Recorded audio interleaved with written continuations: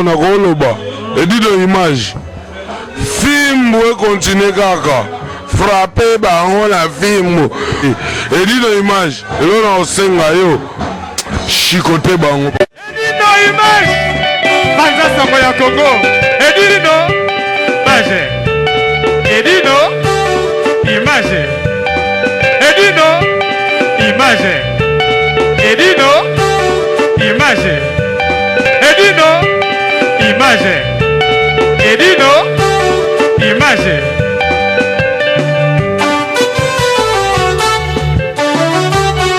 ouais. Donc Paris, Belgique, Suède, partout Allemagne. Genre c'est global et PM Express. Il y a Yemeye, Patrick Malouavengi. Des logés à Moko. Hein? Donc agence il y a fret, on a bateau, on a avion, on a Global Express. Baki funa nyoso na lokeno na Angola. Soki na na contrat na agence minene te ekokende Patrick Malouavengi. Vraiment, l'économie sur Congolais, il faut promouvoir. Par carton, par conteneur, par valise, pas mal, même bongo. Kolukano mindono te. Maman global PM Express. On bus toujours artiste Oyo, on a toujours bateau bazar na idée sur le Patrick Malouavengi. À aire d'ouverture, la chose allait de lundi à samedi, de 9h30 à 19h30. Kinshasa, Brazzaville, Angola.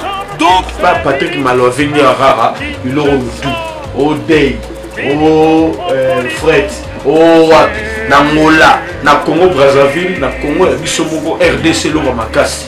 Oh Nyoso, Alingi, Atina Biloko, Kuluka Mundonote. Tokutani Awa, Global Express, Patrick Malouavengi. Fret aérien, maritime, téléphone, et d'une image au Kozwa. Yeza Kaka, au Pesi. On récupère la Kinshasa, Patrick Malouavengi, Global Express, bonne adresse, il n'y a pas de Mindondo, 25 rue Léon, 75 18 Paris, métro Château Rouge, même métro Macadé.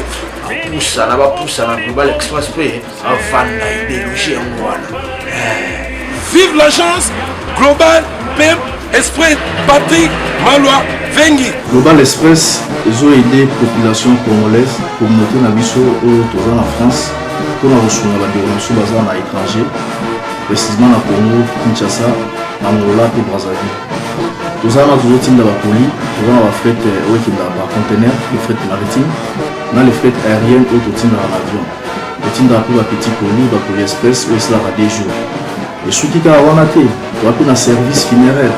Au cas où j'ai problème à décès, vous hésitez comment on a mis au fouti à la poto, au salimaranon sur la kin, la dengue et à biso bagapoto, au l'équipe agence, au jus DVD nayo, au monde dengue prestation et les cas qui n'akin, selon goût nayo catalogue des ali. Donc fidélité à mourir, au tchélélo, aux huiles. Vitesse de diffuser. Global Express, côté les masses. Bonjour, chers fidèles, votre servante Bibiche Kapika. Quand on est dans le Baka, on a Elibino, vous avez déjà Yarosepela. Toza précisément dans Château d'eau, dans Paris 10e, dans Château d'eau. Bomoninga awa nazali bosso ya salon de coiffure. Affaire il y a ba combattant na ba ati combattant pour na concert il y a Fally Ipupa le 22 juin. Donc aux ala na la cigale. Donc to yebité tozo tambisa micro baladeur pour tozo ba point de vie ya moko na moko concernant concert wana. Concert ekobeta to ekobeta te parce que ba combattant ba lobby ekobeta te. Ba anti combattant pe ba lobby concert ekobeta. Yango wana tozo tambisa micro baladeur na biso na émission na bino la découverte chez la grande dame oyo bomesana. Toujours na micro na biso baladeur na kutani na vie acha movoto donc babi moi na poto kala donc il pas fait sa point de vue na ye par rapport ya concert ya Fally Ipupa handicap. Bonjour. Bonjour mademoiselle ou madame je sais pas. À propos ya concert ya petit nanga ya parler Fally Ipupa DiCaprio et Fanzobila. Vraiment, na s'excuser pas les kinanga d'abord, pas au moins image yo, naza contre petit frère te mais problème ezali wana mboka na biso eza en état de siège donc bapaya botoli biso moitié ya mboka voire même mboka mobimba. Alors na ntango wana mutu nyonso azali na mawa tokoki kosepela te ke concert ebetama alors que biso toza na kati ya pasi tozosouffrir to barwandais bazwi mboka ti na kitona ti partout donc na baba Congo ekomi ya bango ya bakasa ekomi ya bango Équateur ekomi ya bango franchement fali paza mwana Équateur akoki kopermettre abeta concert tango famille eza na mawa te bandeko baza na mawa donc mpo na ngai atika kobeta concert wana ariske te azwa risque te. Moi j'aime bien la musique naza parmi bato basoutenir bamusicien ebele acha movoto bima mpona bamusicien mpe nazalaka mi ya musicien et fali se nalobi ke leki na nga ya famille ozo comprendre leki na nga ya famille mais nayebisi ye ke azwa risque wana te ozo comprendre azwa risque wana te nalingi namona ye vivant azela moment oyo koza au moment opportun oyo kosengaka abeta akobeta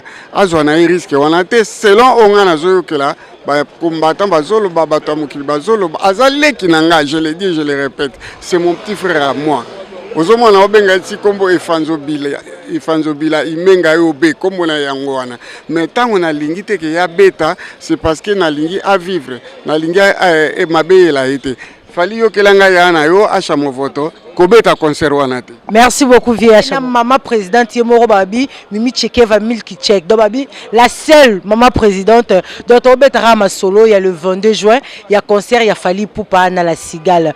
Bonjour. Bonjour. Mimi Tchekeva toyebi yo toyoka na banzembo par rapport il y a concert il y a Fali Poupa eza le 22 juin na Cigale opinion na yo parce que bamsu ba biro beta bamsu ba biro beta te donc point de vue na yo c'est comment mais beta te pourquoi non déjà bon on appelle ça on lobi mo makasi po na pesa na bato nyonso mboto ba tala biso mais na ebité pourquoi beta te parce que normalement musala o fala zo ça les apeka po de mboka so bozo bunda ba komba za pona so pona mboka donc fala zo ça déjà makamu ça pona mboka donc na ebité pourquoi bazo peksa concert beta te.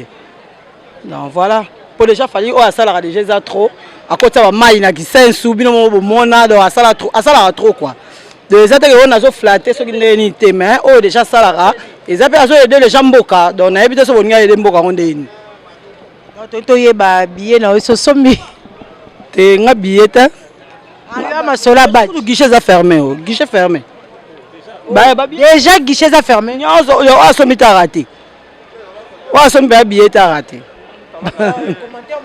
commentaire monsieur le besoin te commentaire les gens on a zolo ba mingi na garçon ma zairo boy aza boxer to que na hôtel na Bercy en tout cas franchement na habité garçon normalement la logique net nga mimi personne na na place na e na ngala linga vraiment na association mona ke tika na Congo pour te aider bato bazo souffrir na logique on comprend na logique pena ye na boxer sur international et loko ya bunda ki wana ba beta ki wana na mbongo azwa ki wana atinda na Congo ne fallait salara de ça hypocrisie et tout ce qui va peut-être un message na ba vidéo na nga bina ça so munda bwa ki to comme no combattant pour ba combat vrai combattant mais to yebi bango ba combattant penza ba combattant mais no ba bundela mboka to yebi bango pe na bango nyonso tout bazana Paris le ya zone combattante et là moi jalousie mo parfois on ba bwa ki na bango était pas fali yango nga comme ça on est comme combattant ça combattante a combattante ya za boxer qui peut ba boxe est-ce que ba combattant musala bango ba salaka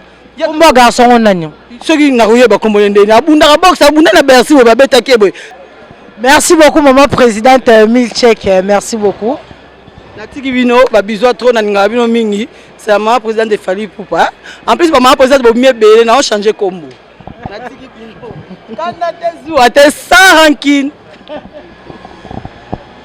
Bijou Kenzo tokutani susu na yemoko Didier Nzoro Mokonza Ngaba toujours sujet ya concert ya Fali Poupa.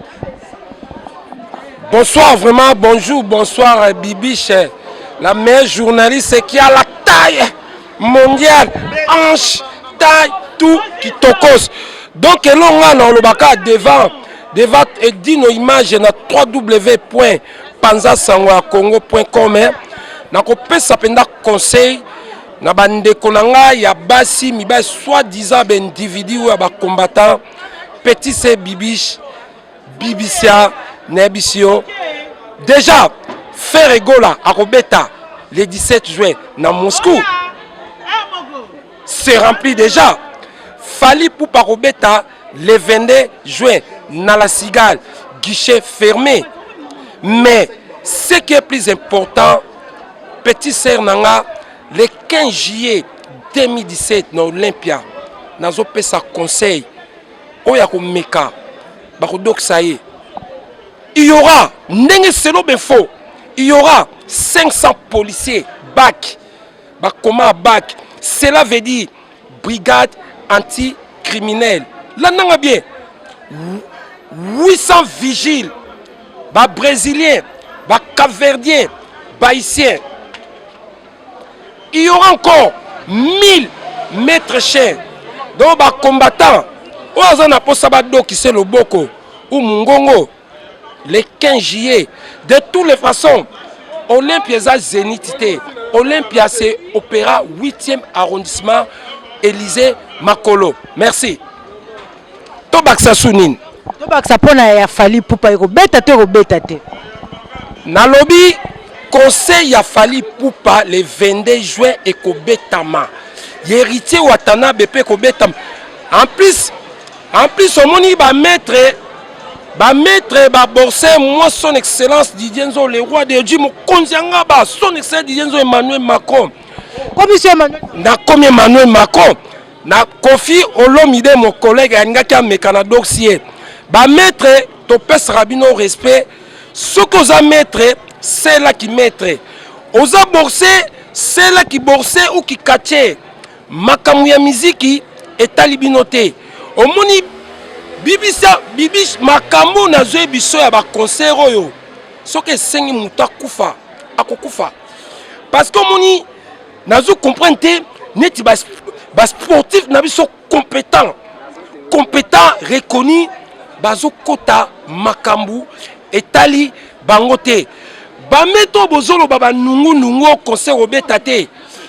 Bande kolanga na zoe bisabino.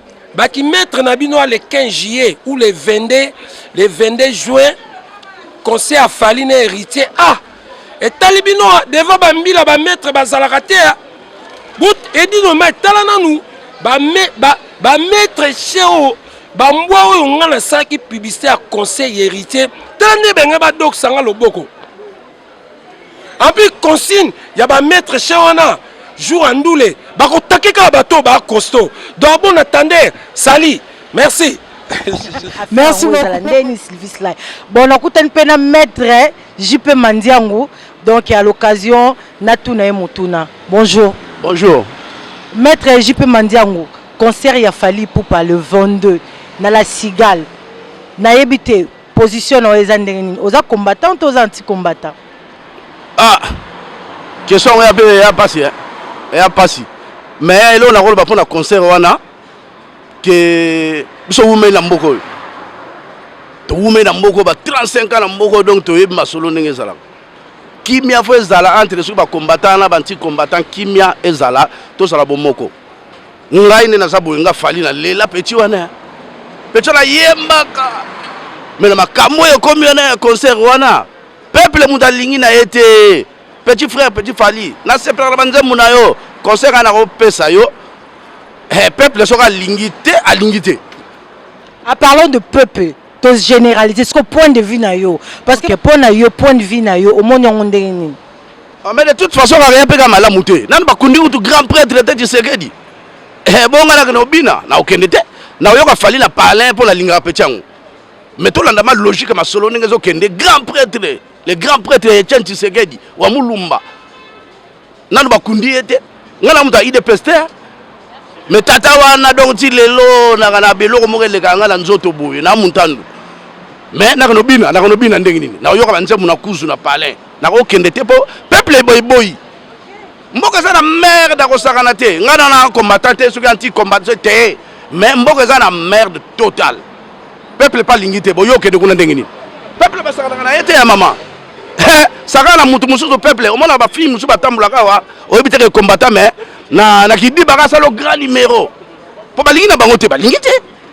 Merci Balobi, président Etienne Tshisekedi non bakundi était donc on est à point de vue ya papa na biso ya meli biso ya Mbutalombi donc tatalombi quoi. Donc ça lingo liaki toko na Paris na Château Rouge, oye pa Mbutalombi, on se pelisa yo. Toza toujours na sujet na biso ya concert ya le 22 juin, ya Fally Ipupa du Cap.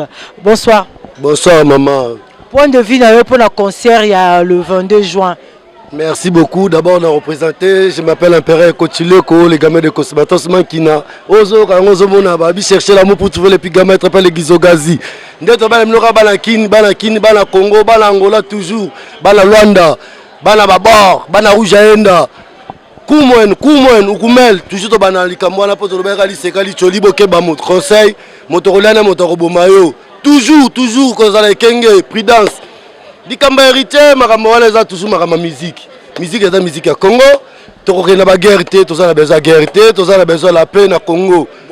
Ba héritier, ba ferré, ba Fally, bazaba na mboka, bazala bandeko la bato liaka na bango. To melana bango ba petit biso, ba petit biso de ba wata. Bango tout ba petit na biso ba massa bandeko, toko sepela ke ba luka vie na bango ba luka ba lesa ba famille. Ce que sengi ba beta. Héritier za politicien. Faire à la police, Kabila za police, ni Fally, faire bangonio to ba police. Et ça quand moi rendre moko boya mike, mais c'est to ranger na bisango pe déjà c'est bon. Et c'est to ranger ngo. Ba to zo mona ba chaka ba guerre wana, ba nini bangola bango za ba makasi po na poto. Ring ezalaka nango te.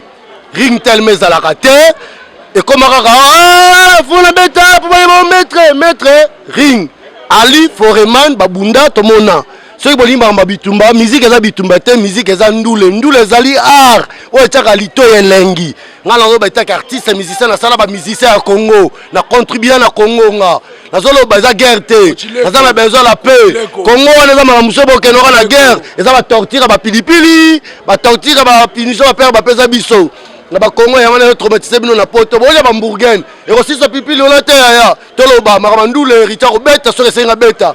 Mutumaka bimisi mbongo te so sengi faire beta fala beta pour la famille na ye bonga Fally ko tasala bien na féliciter le botika la pour la Fally d'abord un du Cap d'abord un akima parce que congolais yé moko l'ennemi ya congolais akenene la world parce que mona déjà que batwa fula ye bango mo balimba bo meli susu atimba mona mayele Fally place oza na ketchup mama boke ne rande boke na mino na world ya parce que motarolia le ra motarobomayo Congo robonga ceux qui bokena na agression te Congo robonga ceux qui na dialogue to vanda na porte la sabana kin exemple biso to vanda ka to apprendre chaque jour to tanga chaque jour na ba métro ba mentalité na biso agressive vous mon ate mundele Emmanuel Macron ye wana tie droite a tie gauche to landa mama mundele to vivre na moka mindele ya ngala va na basa mindele bota basa mindele na vana basa américaine na bota basa nini donc on a lo baza réalité na zo awa ngala ki na bota na mundele te na ki na bana mundele te tout na apprendre beaucoup de choses awa na ki na tanga na ba école bien ba malula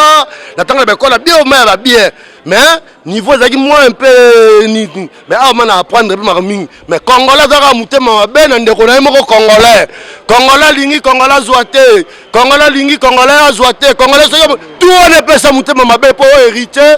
Et Fally na faire bazua Fally na faire baza ni na voir na mamba ba combat to bandango biso ngai Sylvain Kinwa oyo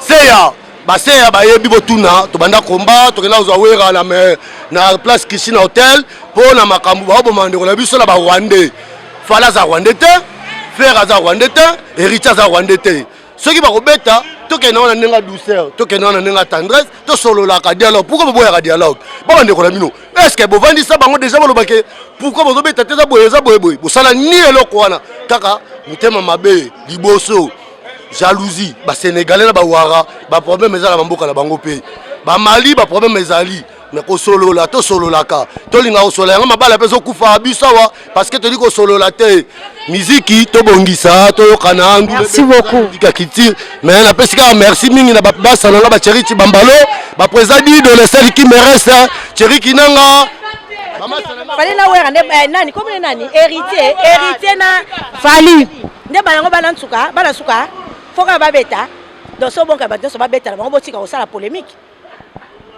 pourquoi osala différence wana baninga msu babeta baninga msu babeta te pourquoi non c'est pas la peine batika bato so babeta ba autoriser pour na mutu nyo sa beta c'est ça le concert ekufa nango boye ça va bien bana na biso bakomi bien posé baye babotisi botisi baleki na biso po bazwa mikanda simba te boye to bien kutu bien so balobi mwana na beta batana ofali mutaliboso pona bana na biso te mabeti mandeka bango bazwaka décision na bango babeta te ka bango moko so balongoli balongola pona mutu nyonso balongola te basala exception non exception ezate nga nzanga contre mutu te parce que la musique bango bat baboya kyango so bango ba combattre ka lelo ba changer langage amen non faut batika pe baninga mso babeta exception ezate mutu nyonso so kwa robeta po so ki ka fali abeti héritier abeti kofi pe fa beta wala biso to otanga kofi pe fa beta jibe pe fa beta wera pe fa beta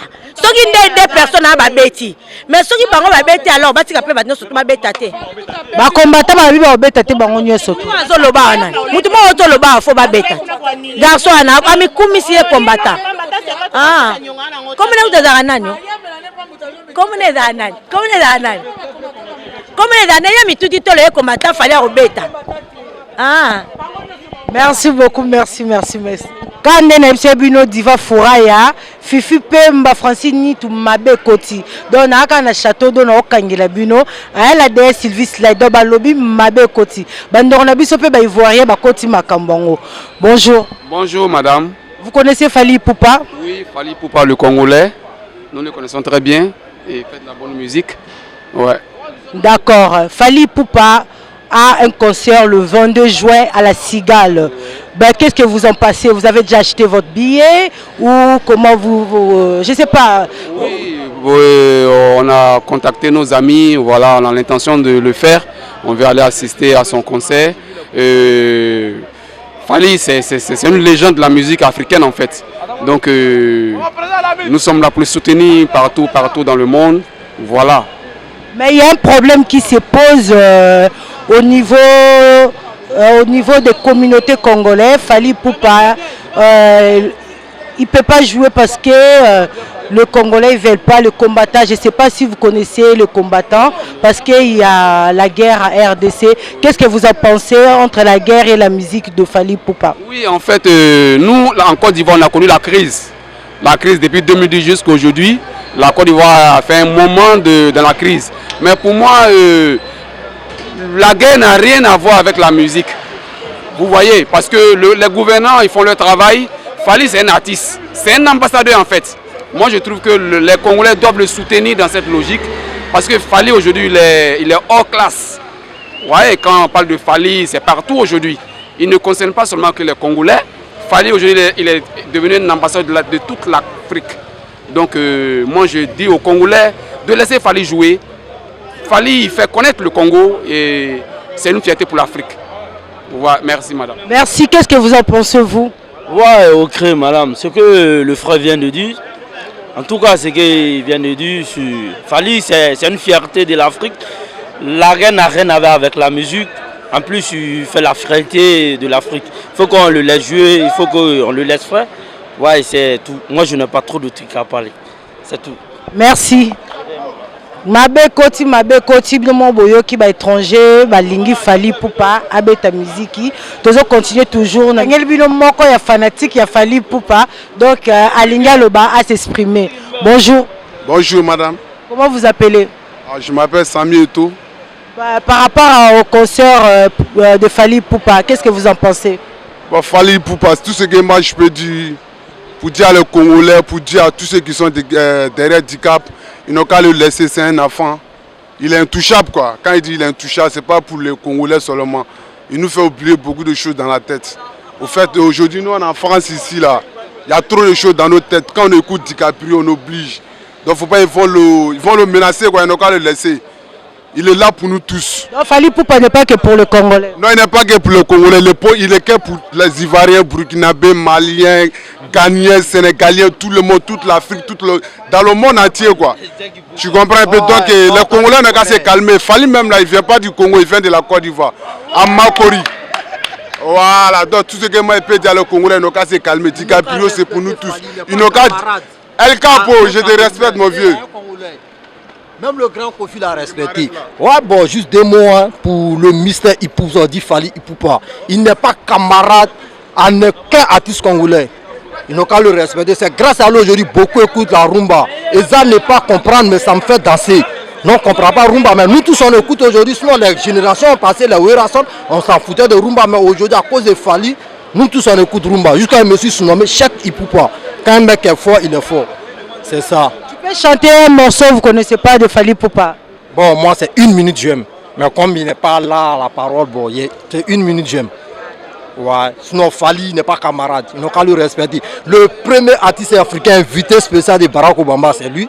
Les Kofi, les trucs, on n'a pas vu quelqu'un, c'est pas Fally Poupa, n'est-ce pas? Les Congolais, quand c'est quand même parle de Ferrogola. Ferrogola, il est allé où? On ne comprend rien là, mais Fally, ça nous donne l'envie. Fait réveiller Fally, il n'est pas camarade, laisse-le, il est pour tout le monde. Il sait s'habiller, c'est un artiste qui a tout complet.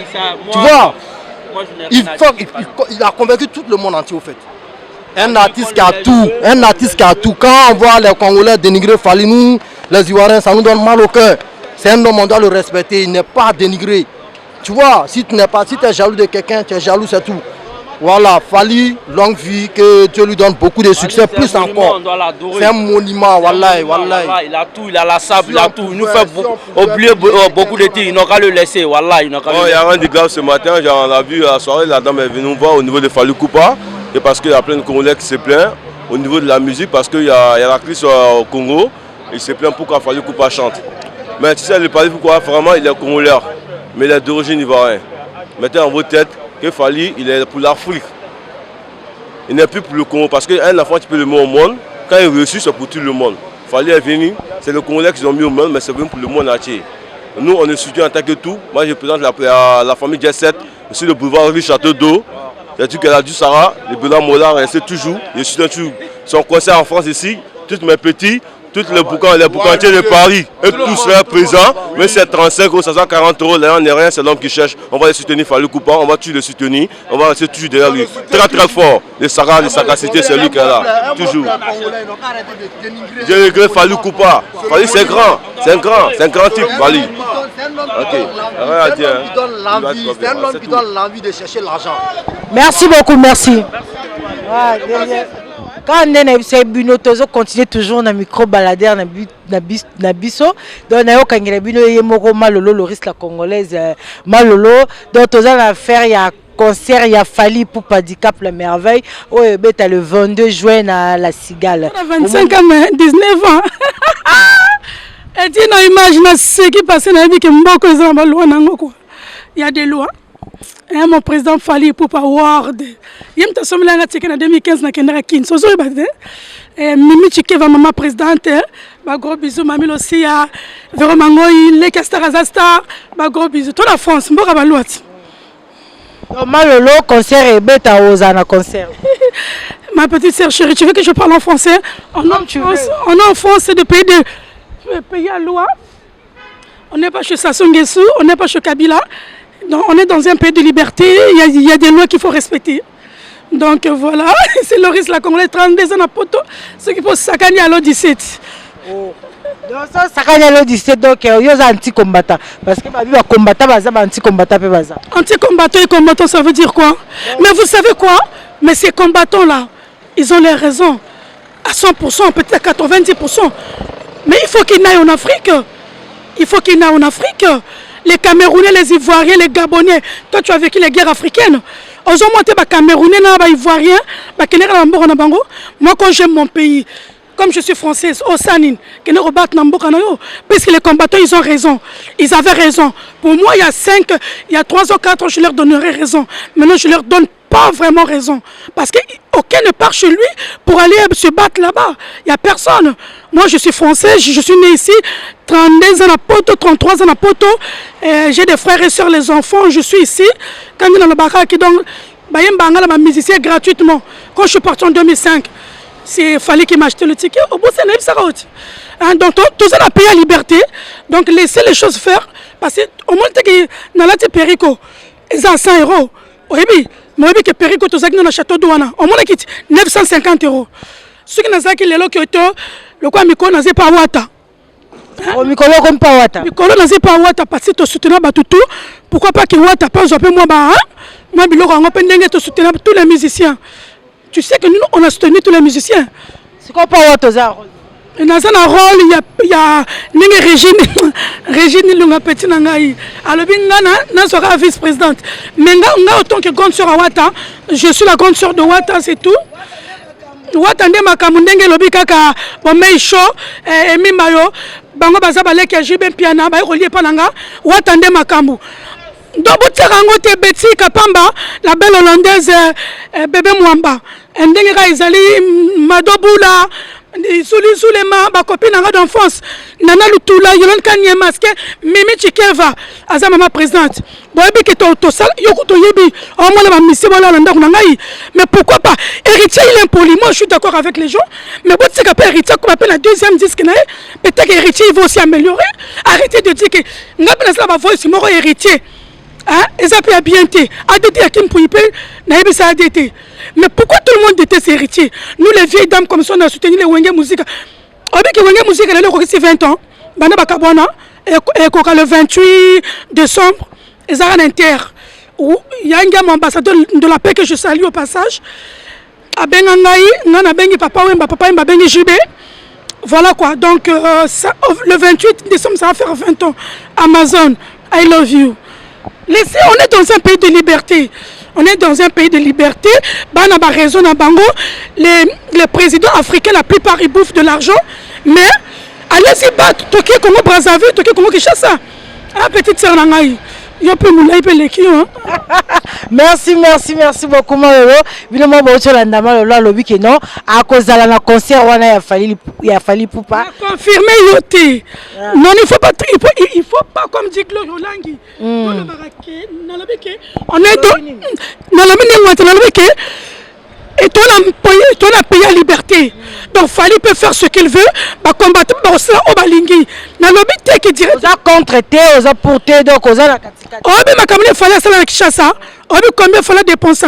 Atama iwa bila kisenju comment on appelle ça? Comme tu veux le dire kisenju. Kisenju je sais pas quoi. Parce que ngalinga la balobi sanga ina papa Wemba na Nyarkos. On est dans un pays de liberté. Bon mais chaud et mimayo. Bon yebi. Donc Fali peut faire ce qu'il veut. Surtout c'est un français, et va combattre pas français, c'est le balingi. Donc arrêtez un peu de polémiquer. Notre chose c'est que Peric Nalati, et ça 100 €. Peric quand on a qui wana, ceux qui n'ont pas mis ça bêta, quand tu sommes à Kiango, ils sont bien 400 et quelques euros, mais ils sont bien 100 €. Mais ngala ça manager nanga, le quoi ba Willy Moucheni ba tandai, yomo yebi, Maboko Bank, l'homme le plus riche du monde, ba Willy Moucheni, a-t-il chaque semaine 200 €. Ceux qui n'ont pas reçu un petit lélo, quand nous sommes qui péri qu'on a 900 €. Donc, tout dans la liberté, faites l'amour, ne faites pas la guerre. À mourir au Japon, Fata Kimbala. Merci beaucoup Malolo, merci. Oui, il y a Willy Moucheni, ba mbote na oli sous belé. Donc yo yebi, ya oloba mingezate ba mbote no belé. Babi de tendai ba mbote na yo. Tendai Maboko Bank. Petite sœur azolela. Azolela paix. Il faut la zoapéri qu'on a 900 €. Bois kairo sepela. Bois tendai. Merci beaucoup Malolo. Merci Malolo la personne bambote belé. Donc aussi ici interview na biso binomo boyoki bozi ba point de vie ya bande kona biso ba congolais ba ivoirien voilà et pour na lelo to suki ya bambote belé na yemoro sima bilili babi edino image azo panza kaka sango ya Congo na collaboration na bi image TV. Donc voilà. Il y en a qui sont très polis. Et d'une image, j'ai mis ça 28 filles. Car à Moutoumora, sommet les champagne. blanc au saco. J'espère que yo pe ndingo zana na biko sana gaz no déjà. Mais te bo sombela ki ata moi nini. OK penda bo sombela moi single moko pesali 20 ans. On comprend? Pourquoi pas? Mais bato bele basala ngote. Mais ezaka conseil et une image, ya za na gaz ne déjà. Un petite sœur na bébé na trop belle. Moi no mo botala ka sima baluka. Maman gaz tembo passeport rouge. Gloria Olangi bilonde tembe watande makambu. Ouais, tout à l'heure dans le Oloba, donc comme il a souka, donc bozu ba point de vue, d'abi edi no image simabilili, donc caméra ningana raté, toujours en collaboration, nabi image pour na l'autre soukiawa, ezalaki ebino Bibiche Kapika la grande dame, na la bino fort. Allez, bye bye. Restaurant Ewaka, chez Maman Jeannette, au numéro 7 du boulevard de Brandebourg, à Ivry-sur-Seine, confère place Gambetta à Ivry. Un restaurant africain de proximité, spécialisé dans la cuisine africaine.